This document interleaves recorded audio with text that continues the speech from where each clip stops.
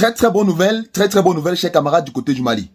La Russie, les Russes viennent de donner un dernier avertissement au groupe terreau de quitter immédiatement Anifis. Chers camarades, c'est pas une blague, c'est une réalité.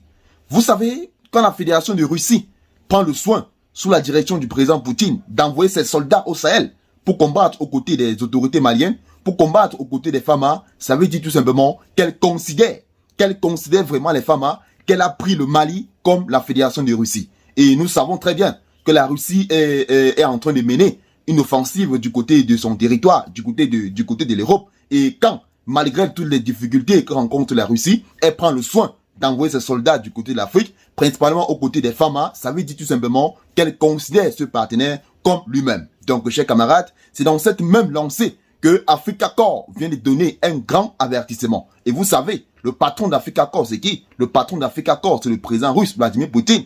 Donc, ça veut dire, quand Africa Corps parle, ça veut dire que c'est le président russe lui-même qui a parlé. Donc, chers camarades, avant de poursuivre cette vidéoconférence, je vous laisse d'abord le soin d'écouter ce que Africa Corps a demandé au terreau vis-à-vis d'Anefis. Chers camarades, écoutez ce que le Africa Corps dit. Écoutez.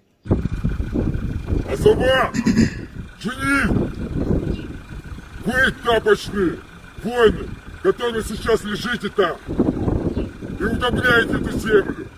Это Анифис, это земля Мали. Alors, chers camarades, vous avez très bien compris. Pour ceux qui n'ont pas bien compris, parce que vous savez, Africa Corps sont des Russes, ils ne prononcent pas vraiment les mots tels qu'ils soient. Donc, je vais directement vous traduire ce que Africa Corps a demandé au terreau. Donc, chers camarades, contrairement aux informations qui veulent nous faire comprendre que Africa Corps est en train de négocier son départ avec les terreau, est en train de négocier avec les terreau pour qu'il laisse quitter le territoire malien, sachez que ce sont des informations très fausses parce que Africa Corps est en train de donner une très grande correction au terreau et ça, c'est pas une blague. Vous avez entendu, nous avons fait même plusieurs notes informatives par rapport à cela pour vous annoncer que Ad-Ghali a été touché par les forces russes avec bel et bien l'appui des FAMA ou alors bel et bien comme vous avez entendu. Donc, chers camarades, entre autres, nous allons détailler ce message. Nous allons décortiquer ce message d'Africa Corps vis-à-vis ou alors qui a directement lancé comme avertissement au terreau. Qu'est-ce que Africa Corps nous a dit? Écoutez très bien, c'est très important, chers camarades, c'est très important. Parce que la Russie est en train de considérer Assimi Goïta ou alors Vladimir Poutine est en train de considérer Assimi Goïta comme un frère.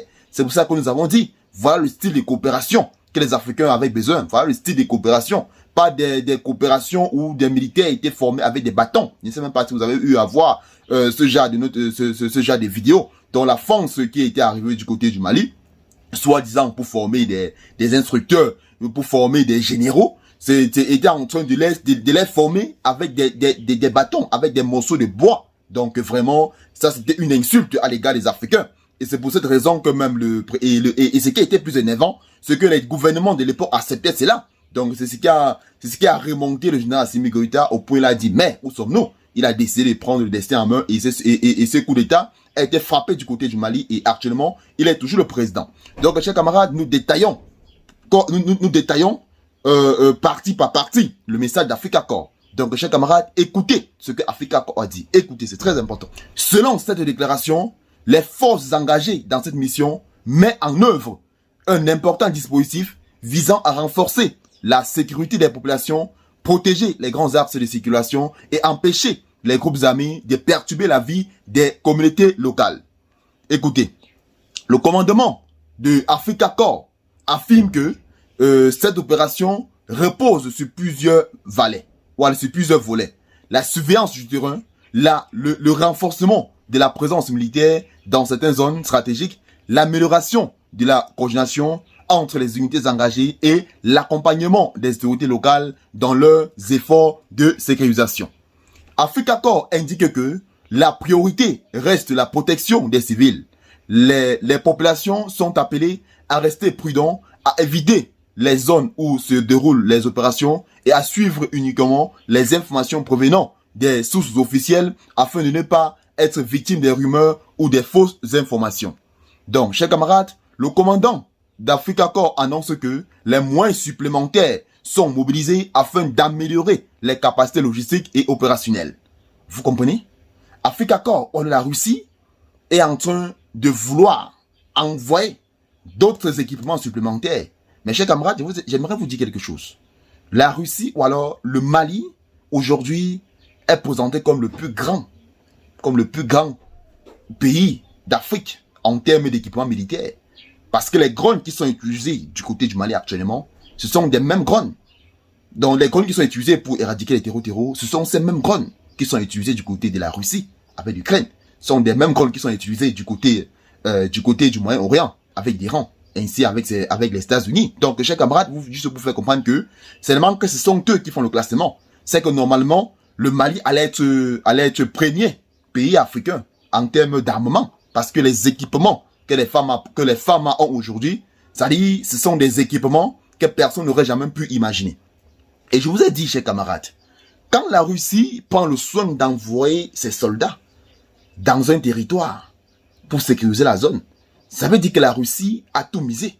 La Russie a tout calculé. Donc si elle prend cette initiative, c'est pour dire tout simplement qu'elle considère vraiment cette nation. Et vous savez très bien que la Russie n'est pas tranquille. Elle est en train de mener des guerres avec ses voisins, dont nous préférons même taire le nom. Donc vraiment, la Russie est en train de vouloir, une fois pour toutes, parce qu'elle a décidé ainsi, elle a décidé d'aider les femmes, elle a décidé d'aider le Mali, vraiment, et nous allons dire merci au président russe, son excellence Vladimir Poutine pour cela, vraiment parce que voir un président qui se soucie des Africains, même s'il a peu importe l'idée qu'il a derrière la tête, franchement, il a donné de l'espoir aux Africains. Il y avait des grands chefs terreau dont ils étaient présentés comme invincibles, comme Ghali, voilà des chefs terreau qui ont été touchés. Tout cela grâce à qui? Grâce à la Russie. Même s'ils sont des femmes, ce sont des Russes qui ont formé, ce sont des soldats de l'Afrique Corps. Ils ont formé énormément de soldats maliens. Donc des soldats, les Maliens aujourd'hui, c'est-à-dire les Maliens peuvent aller mener la guerre. Ils peuvent aller en Russie parce qu'ils maîtrisent déjà toutes les techniques de guerre. On les a donné cela. Donc c'est pour ça que vous voyez, les terreaux sont en difficulté. Ils sont en difficulté du côté du Mali. Ils ne parviennent plus à s'en sortir. Même les chefs terreaux sont visés de part et d'autre. Donc vraiment, la Russie a fait un travail très remarquable. C'est pas que nous sommes en train de faire les éloges de la Russie. De toute façon, nous le faisons. Parce que vraiment, quand quelque chose c'est bien, quand quelqu'un vous aide, il faut savoir l'apprécier. Vous pensez que sans les Russes, les femmes allaient arriver? Non. Les femmes n'allaient pas arriver. Soyons sérieux. C'est avec leur aide. Parce qu'ils ont l'expérience. Et d'autant plus que, ces chefs terreau, ils ont été formés par les Occidentaux. Donc, il fallait vraiment qu'un Occidentaux vraiment se tourne vers les pays de l'Afrique. Il fallait qu'un Occidentaux comme la Russie se tourne vers l'Afrique pour les aider à éradiquer ces terreau. Parce que, vous savez, auparavant, l'armée malienne n'avait pas les armes, elle n'avait pas les drones, elle n'avait rien. C'est la Russie qui les vend. C'est pas que la Russie les offre.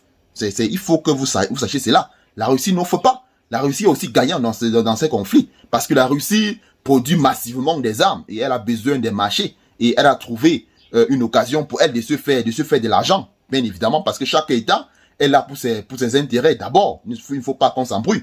Donc la Russie est en train de vendre des armes. Et alors qu'auparavant, les armes, il y avait des armes que les Maliens, que les populations, que les pays africains ne pouvaient pas acheter. Mais la Russie les vend.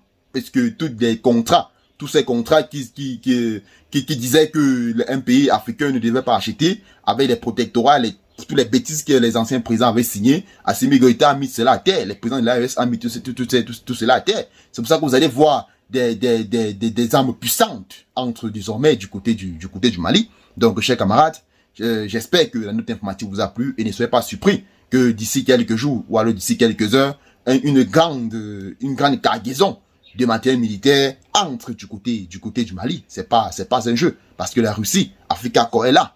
Elle a décidé de sécuriser le Mali avant son départ. Donc, chers camarades, voilà bien sûr de quoi il était question. Donc, à tout à l'heure.